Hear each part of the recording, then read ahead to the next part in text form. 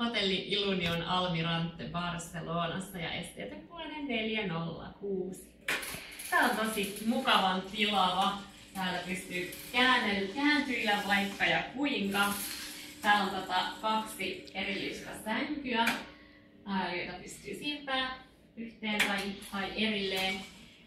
No mulle aika matalia, mutta varmaan manuaalipyörätuolikäyttäjille just optimaalinen sängykorkeus. Sitten täällä on kaappi, täällä on tallelokero, hyllytilaa, naulatilaa.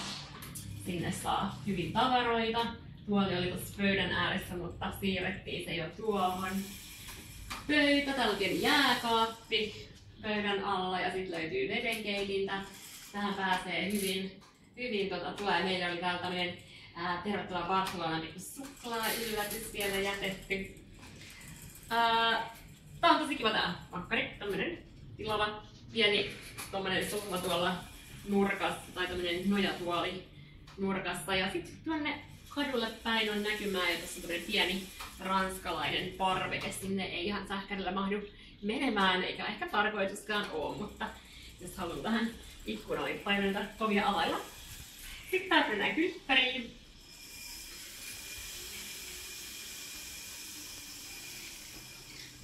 Tässä on liukuovi. Lukkoa ei ole.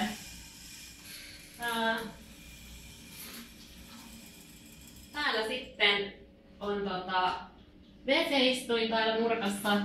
Tukikaiteet seinästä taittuvat molemmin puolin ja sitten on vielä noissa tämmönen lattiatuki. Eli hyvin tukevan oloiset. Sitten täällä on suihkutuoli. Tää on tämmönen malli, mitä saa siirreytyä korkeussäätää ja vähän siirtää sivuttaissuunnasta, mutta ehkä vähän vanhempi, mitä nykyään Ilunion hotelleissa on. Eli toi on vähän tämmönen pikkuruisempi. Ja sitten täällä on lavuaari. Tätäkin pystyy varmaan vähän säätämään tästä näin. Ja fööni siinä ja pistoke ihan hyvällä korkeudella ja näin.